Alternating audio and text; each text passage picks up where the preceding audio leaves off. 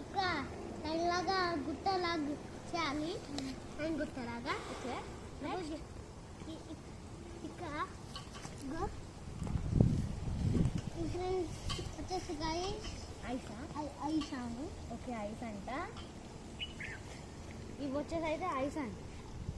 Ice ఇగో smiley ఆకు ఇంకా అయిపోలేదు. నా ఫిష్ అయితే అయిపోయింది. ఇక చూడండి చూసారు కదా, ఇదిగో ఈ ఐస్ అంట.